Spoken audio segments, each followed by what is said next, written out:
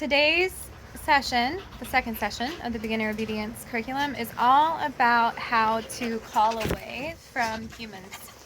It doesn't necessarily have to be humans, it can be all distractions, but it's specifically humans for this week. So before we add a human to the mix, which is something that I know Ginger loves, we're going to work without people on some of the skills.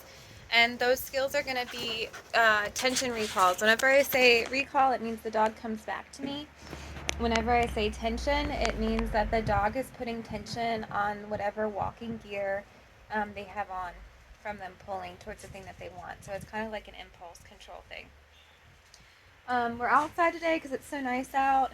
All the other kennel dogs are out, so we'll be working in the presence of a distraction. Lots of distractions.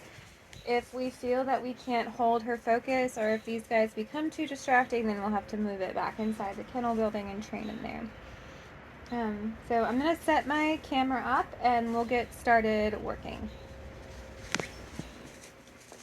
Hopefully this is a good view.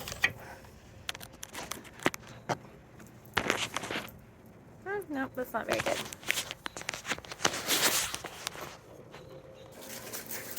Alright, so the first thing that we want to do is train handler focus. And the handler focus is going to involve us working on something that we did last time. It's a little bit different now.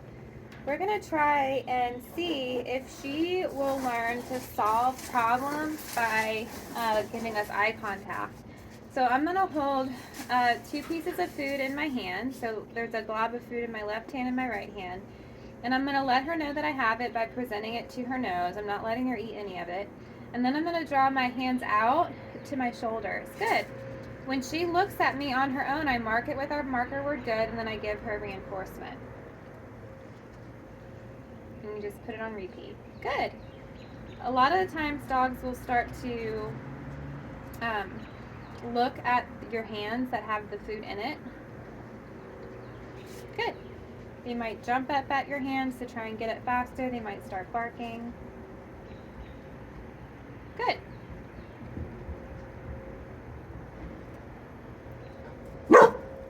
Distracted.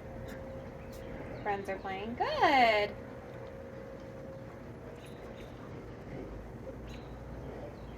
Good.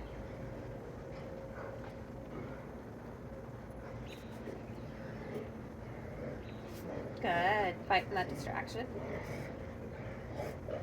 Good.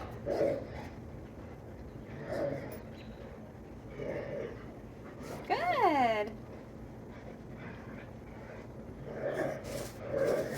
Oh, see, that's impulsiveness. I'm not going to reinforce that. I'm just going to ignore it. She lost it. She got so excitable.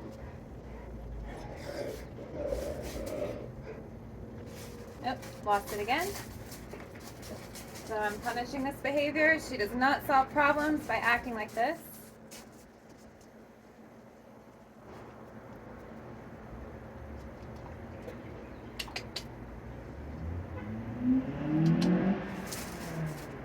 Good. Good. You'll see that what you just did will happen a lot in exercises like this. Good. Because their frustration tolerance kind of leaves them and they just literally explode. Good.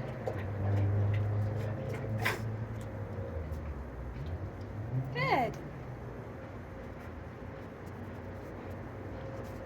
Good.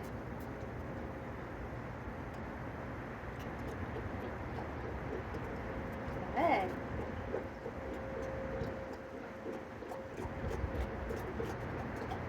Good. Good.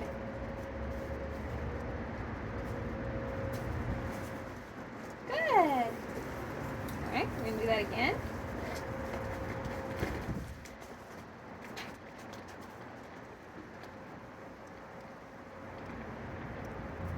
And she doesn't have to be seated to do this. I didn't ask her to do it. She just offered it on her own. But I don't want you to think she has to sit. It's better that you don't ask her to sit. Good. Again, all I'm wanting is eye contact. It's hard for you to tell when she's looking at me, but she is. Good. When she gives it to me, I say good, and then I give her some food. Good.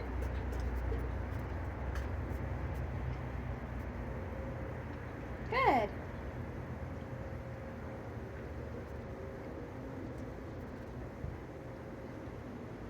Good.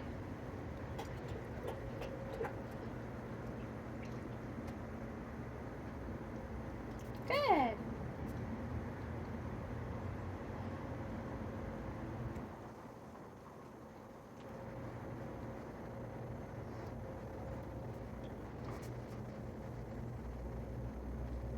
You got it.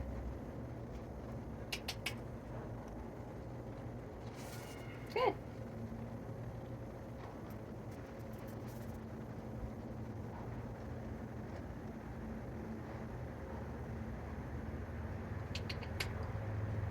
Drop some in the grapple. Just trying to find it. Hey, I got some more here.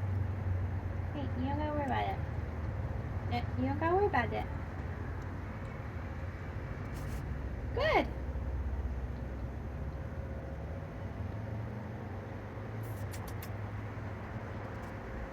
Good.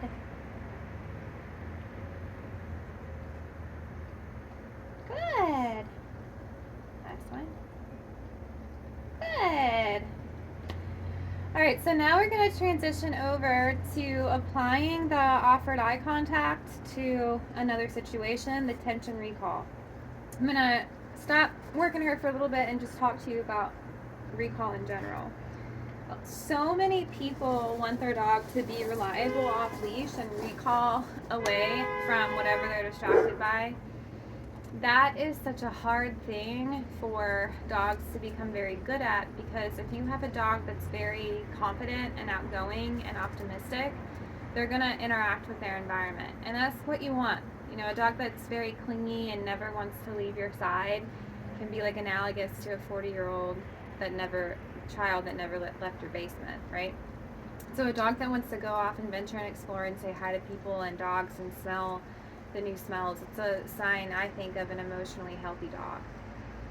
So a lot of people will train recall by punishing that curiosity, that drive to go and say hello, and with like e-collars and stuff. So if a dog was really susceptible to running away because they wanted to go and say hi to every person they saw walking down the street, when that dog gets shocked for that behavior, that dog doesn't really understand why it was shocked.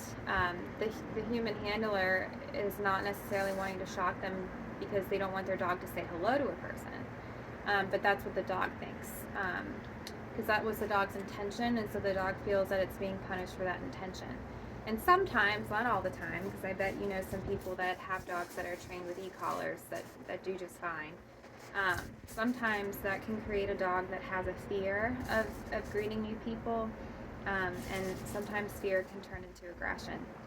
And so I don't like to use that kind of punishment when I'm working with a recall. What I try and do instead is, kind of like what I was working the other day at Lowe's with her, I want to try and condition her to expect to not be able to say hello to everybody. Like, I want that to be the expectation. For her, when she sees a person, I want the expectation for her to ignore them and walk right by them. And when I want the dog to say hello to a person, I give that dog a permission to do it by saying, go say hello, etc., etc. Because I can count on a dog being naturally reinforced for doing that, as she demonstrated she was, because she loves people. So when I do a recall, I always start a dog on a shorter leash, like the leash that you brought her with, and I'm gonna only give the dog more and more freedom doing longer distance recalls as the dog demonstrates to me that they are able to recall away at 6 foot leash distance. So at the end of the curriculum, you'll see me working with her on a recall at longer distances away. The other thing that we want to do is try and be very intentional about the distractions that we have. So, with these dogs in the yard next to us, there's a fence there that you know, they can't come really close to us. They're always going to be around 10 feet away from us.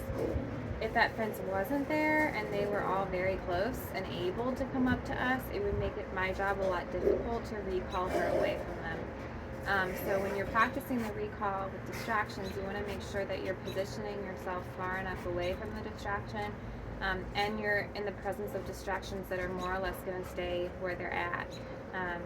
Because if I have a person walking towards me on a sidewalk and I'm trying to call her away from that person's going to keep getting closer and closer and closer as I'm waiting for her to call away. And so I'm not really doing myself any favors and increasing the chances of her calling away from that, because the thing she wants is getting closer and closer. Okay, the other thing that I want to talk about, as she continues to try and forage for food that I must have dropped in here, making sure she doesn't eat any rocks. The other thing I want to talk about is walking gear. So I like harnesses a lot. Harnesses are a way for us to have our dogs be in more physical comfort when they're walking. Dogs are always going to pull on a leash. There's nobody that should ever guarantee you that a dog will never pull on a leash again. And so a lot of dogs can damage their trachea.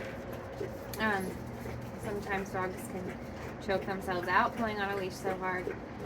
So the kind of walking gear that I like to use to train a dog to walk well in is either a front clip harness or a no slip collar. The no slip collar looks a lot like the collar she has on, but it tightens up if she were to back away or pull really hard. And it's mostly recommended for dogs that are very skittish, because if they were to back away from like a big truck, they wouldn't be able to slip out of their collar.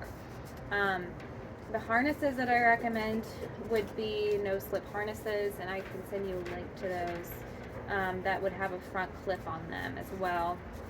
Front clip harnesses help aid in your recall, because when the dog pulls on the front clip on the chest, they're going to go this way or that way, and that'll help with your recall and your loose leash walking.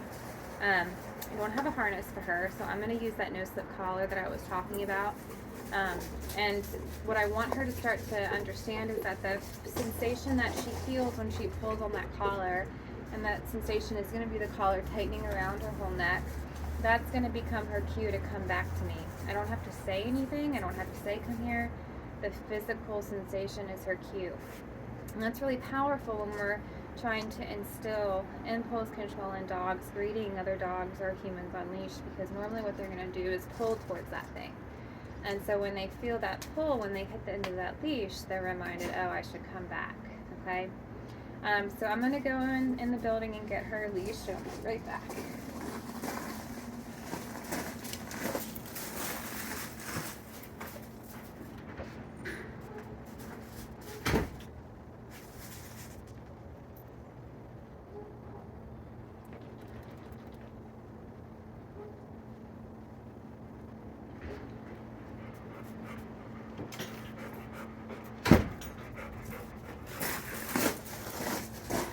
So this is the no slip collar. So it looks like the normal collar, but it doesn't have a buckle on. It slips over the dog's head.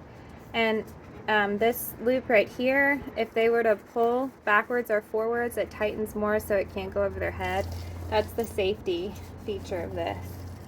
I'm going to slip this on her, and then I'm going to position my phone somewhere else so that you can see this exercise a bit better. Let's see. I'll put it right here. Don't knock it over. Alright. So I'm going to try and get her to generate that pull. I'm going to try and move her off of the pea gravel and onto this concrete slab right here. I'm going to take some food in my hand. I'm going to take two pieces. One I'm going to toss away from me and not let her get it. Good. And I'm going to wait for her to turn her head back around at me like she did. Mark that behavior with a good, and then let her get the piece of food that I dropped in the first place that ended up on the gravel. Come here. Okay, so we just keep repeating this. So the food that I'm tossing ahead is supposed to visualize the thing that she would be pulling towards.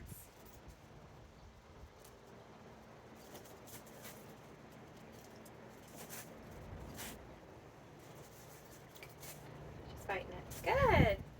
The closer the thing that she wants out of reach is, the harder it's going to be for her to resist it.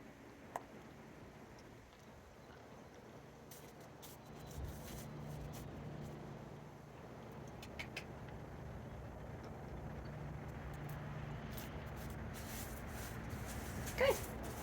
You always want to try and treat at your knee so that the dog has more of a dramatic recall towards you.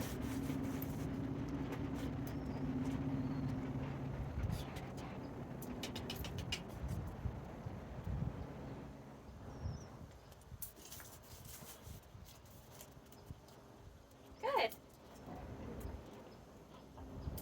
I'm always letting her go and get the piece of food that I dropped in the first place.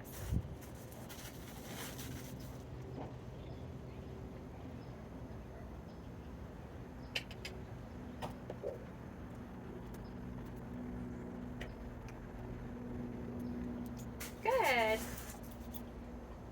She's starting to get the hang of it.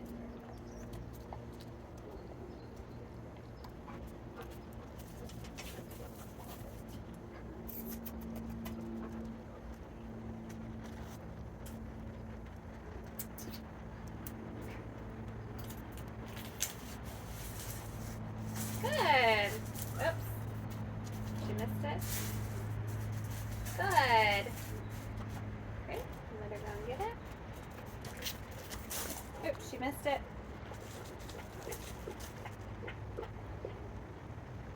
Nice work. Come here.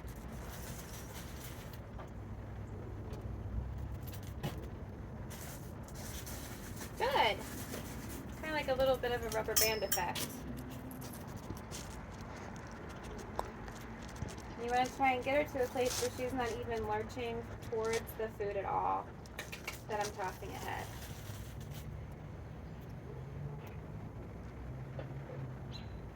Good, just like that. That's what you want. And so that's what we want her to do when a person walks by that close.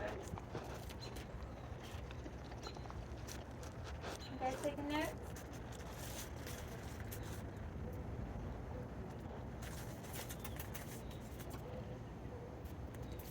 Ooh, that one's really close. Good!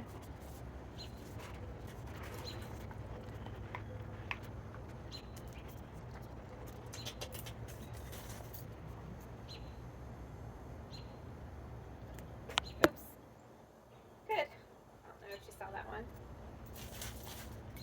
And if she put any tension on, she didn't see it. If she put any tension on the leash while she were to go and get the piece of food that I dropped in the first place, we'd stop and wait for her to refocus on us again.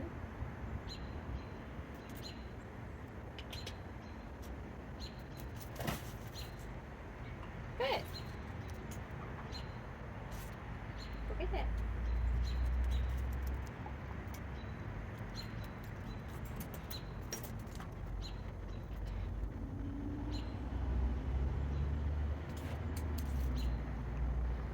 Good. Me not letting her have access to the food that I've tossed ahead is my method of punishing that impulse control. So I'm trying my best to condition her that, come here, that lurching after the thing never pays off.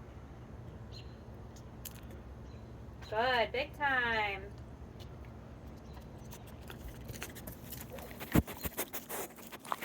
Oh, she just knocked my foot over. We're going to do this for a little bit longer. And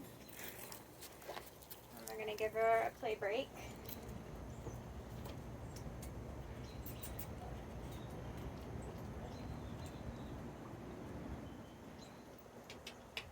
Okay.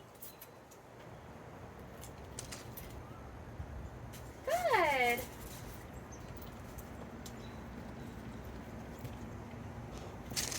Get it?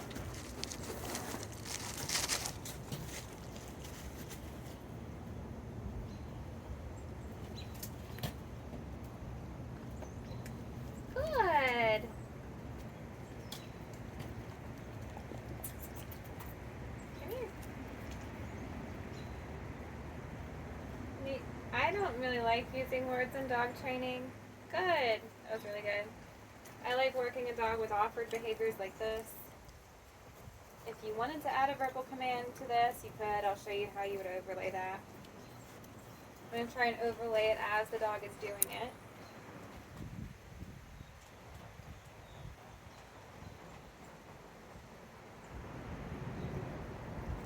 Ginger. Oh, I thought she was turning. Come. Good. Take it. Let's see if this one's better. Spoke too soon.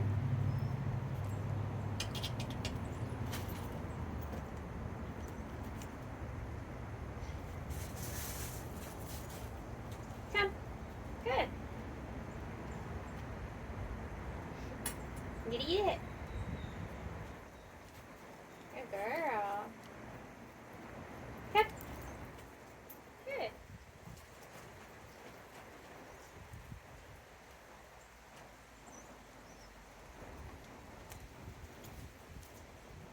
Come. Good job.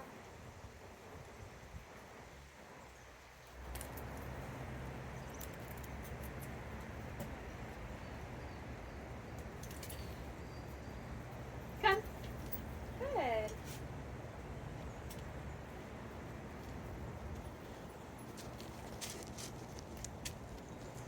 Good girl. Come.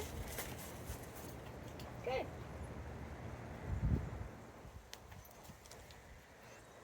Come.